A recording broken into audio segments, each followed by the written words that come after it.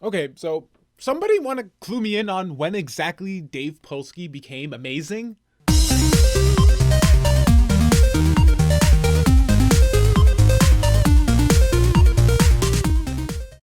The Cutie Mark Crusaders are killing it this season. Scootaloo brought some serious conflict and all the feels in Flight to the Finish. Apple Bloom brought a fun, if not mind-blowing romp that brought MLP's signature blend of slice of life and fantasy and Some Pony to Watch Over Me. And now, Sweetie Belle knocks it out of the park here. For whom the Sweetie Belle Toll starts off on all cylinders with one of the best conflict setups of this entire show. It's not just a quick exposition dump then goes on its way. This episode dedicates a solid amount of time to building up Sweetie's rage and painting the crux of her contention clearly, and showing that even though she's in the wrong, you can understand where she's coming from. Having Sweetie be envious of her older sister is just such a believable conflict, with Rarity having been portrayed throughout the series as a physically beautiful, business-savvy, fashion-forward socialite on the cusp of accomplishing her dreams, not to mention she's an element of harmony and a, possibly, nationally renowned hero. And then on the other side of the equation, there's Sweetie Belle, the ho-hum younger sibling still trying to just find her place. How could anyone be expected to be content living in the shadow of such accomplishment? Nothing about these feelings on Sweetie's part feel forced for the sake of the conflict in this episode. In fact, one has to wonder why we haven't tackled an issue like this before, and how Sweetie hasn't been shown like this earlier in the series. You can tell it isn't even just an isolated incident, but years of pent-up feelings of inferiority coming to a head here, even without the callback to Sweetie's 5th birthday party. When an episode makes a character almost feel out of character in episodes prior, you know you've stumbled upon a believable conflict and are leveraging your cast effectively. I also love how this episode gives us another glimpse at Rarity and how Sweetie, and by extension others as well, can perceive her. Rarity is generous and always tries to please people, but this mentality of going so far out of her way to make others happy, combined with her competent skill set, can be perceived by others as a desire to steal people's attention and focus it solely on her. And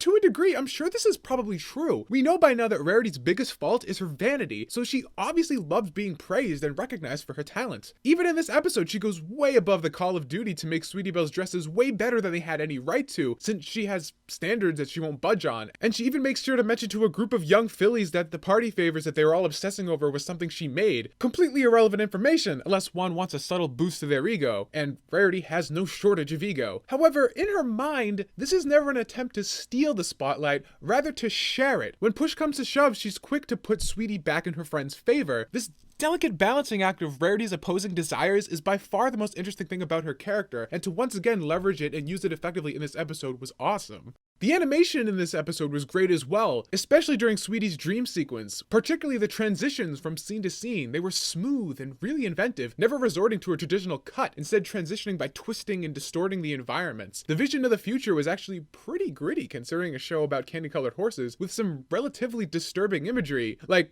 Sweetie, you got some changeling there on your hoof. You might want to get that looked at.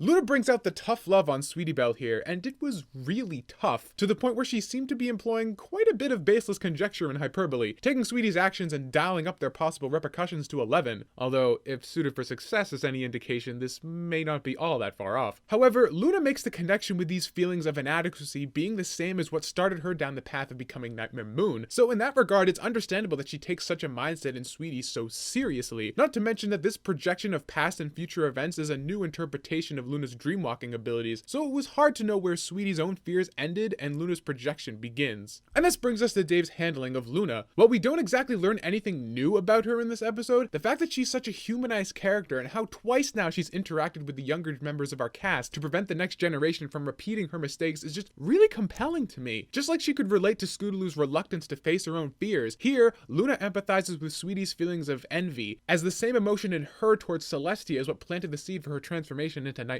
Moon. Similarly great was how Luna didn't really tell Sweetie Belle that she was doing something wrong. Just like in Sleepless in Ponyville with Scootaloo, and arguably to an even better extent here, Luna presents Sweetie with enough information to have her put the pieces together herself, and merely guides her along the way so Sweetie can see the error of her ways herself, which makes the realization that much more potent. My only minor, and I do mean minor, point of contention would be, where did Luna get her omniscient powers to be able to view all these scenarios from Rarity's perspective? Wasn't Luna trapped in the moon during Sweetie's 5th birthday? I mean, she's diving into other ponies' dreams and conversing with them, so there really isn't much ground to be standing on here in the first place in terms of coherence or logic. And Rarity is technically also asleep at the moment, so maybe she's pulling from there. Not to mention that there were dolphins as well, so maybe Luna was pulling from Sapphire Shores as well during this scene? Is this like just one massive interconnected dreamscape? What even gives Luna the right to arbitrarily invade Pony's dreams in the first place for information relevant to the plot? Is she the equestrian equivalent to the NSA or something? Nah, whatever. Other random observations. You would have thought she would have learned her lesson the last time. Hoof clapping makes hand clapping noises. Why are all these other ponies here? Was this a school function, or? How does Sweetie Belle know where the hidden stitch is? No, sweetie, that's blood orange. Doesn't Sweetie Belle live with her parents still? Love for show tunes equals cutie mark foreshadowing? Sudden Luna voice change. Actually, no. This is very much real. The final line of this episode made me feel things. Lots of things.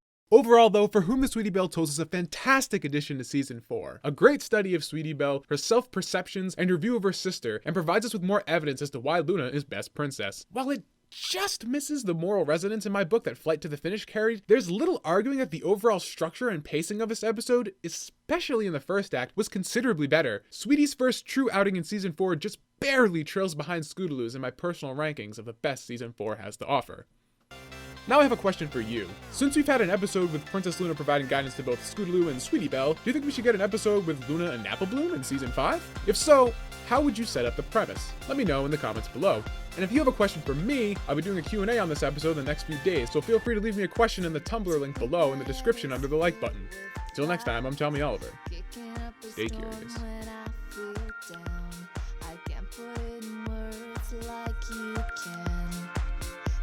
Don't matter 'cause you understand. Sometimes I think that I am overwhelmed by the vastness of my realm. Reaching up, the sun splits in 5.